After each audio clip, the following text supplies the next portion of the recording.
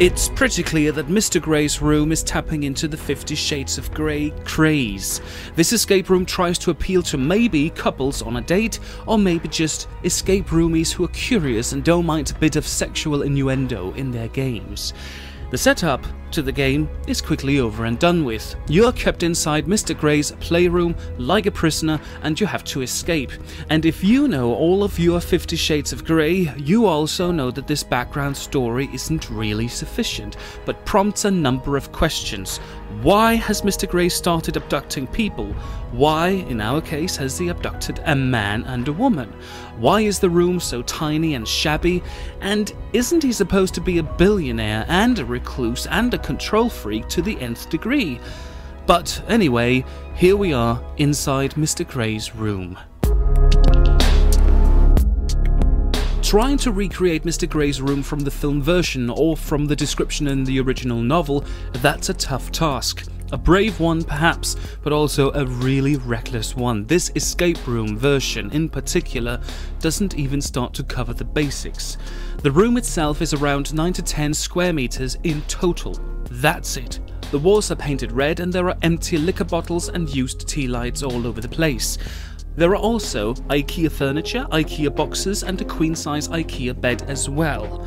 On one shelf is a radio playing the background music of the room. The whole thing doesn't give the connotations of a young, sexy billionaire, unless that young, sexy billionaire also has a secret passion for shooting dirty, cheap snuff films. It's actually that bad. Once you venture into the room and the game and start opening up the boxes, it gets slightly sleazier. The sex toys you stumble upon, yes, there are actual sex toys here, they are of the cheap and cheesy variety. The old throwaway underwear, which also plays a crucial part in the puzzles, is tagged with H&M labels, and there is even a box full of condoms, both unused and seemingly used. In some ways, you could actually say that the problem doesn't lie with the constrictions of the room, or the cheapness of the decor, nor the overall sleazy atmosphere. The lights are turned suitably low, so part of the fun is to navigate around the puzzles using only one tiny flashlight, and the size of the bed is also a fun obstacle to put inside such a tiny room. No, the real, and maybe also the only, problem is actually the title of the room and the connotations that Mr. Grey's room and the accompanying film poster give. The solution is quite simple. Remove the 50 Shades reference and redress the room as an escape from the mad sex addict story. The puzzles and the flow in the puzzles are the fun part of Mr. Grey's room. It's not a very complicated room, mainly due to the fact that the puzzles are all padlock based, and all 10 padlocks bar one are visible all the time during the entire game. You could argue that this game design is neither the most inventive nor the most adventurous, but on the other hand, it's well suited for the inexperienced players. Still, having all the padlocks in plain view from the get-go doesn't make the game complex in any way. Considering the size of the room and the apparent simplicity of the gameplay, the puzzles in Mr. Grey's room are actually quite fun. They involve a lot of moving around the obnoxious bed, searching high and low for clues, letters and numbers. Obviously, this creates a simple but also quite effective frustration between the players due to the lack of floor space. There is a nice little puzzle involving the sense of smelling.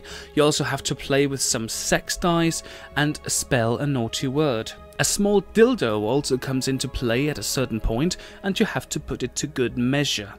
Whether you think this is too much or just plain fun obviously depends upon who you are, but there is, no matter what, a certain tackiness to the whole execution, again due to the cheapness of the room.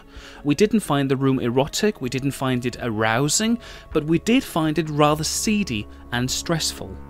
Furthermore, what these puzzles primarily do is make you find the next code for the next padlock. It's that simple. Likewise, the puzzles or the clues to the puzzles are oftentimes painted directly on the wall. There's a nice drawing of a 69 sex position, which is part of one puzzle. There are also strange numbers, there are strange equations too, which have to be used in 2 math puzzles.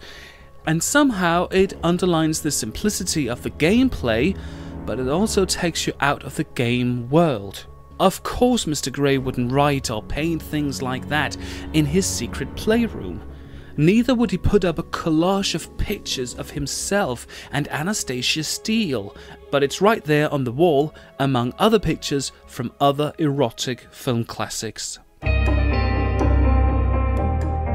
Our Game Master was actually the best thing about Mr. Grey's room. Although the background story was lacking and the whole setup was almost non-existing, he was still kind and accommodating and ready for a quick chat about the room and the company afterwards. For us Danes, though, it's quite strange to participate in an escape game where the only spoken and written language is English. Still, for international visitors, this should pose no problem. The hint system of the room worked okay. No more, no less. We were dealt the hints that we needed, but also more so.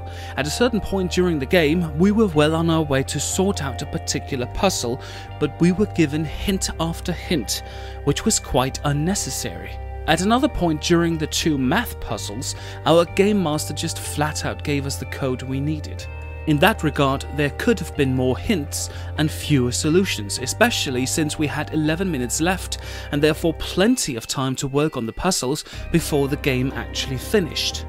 On a different note, the hints were not marked with a sound inside the room, they just appeared silently on the screen, which meant that we didn't always catch the hint we were served. Also, at one point during the first part of the game, the countdown timer simply disappeared for 10 to 15 minutes, which proved to be quite stressful. Whether these mistakes just accidentally happened to us or whether they are part of the normal gaming experience, we don't really know, but they could easily be improved. Due to the direct references to 50 Shades of Grey, Mr. Grey's room ends up feeling like a failure. The set decorations never match the said room presented in the novel or the film, but feel cheap and constricted. So do the many padlock-based puzzles. Still, there is a nice flow in the game, which makes it suitable for escape room beginners and maybe couples on a date.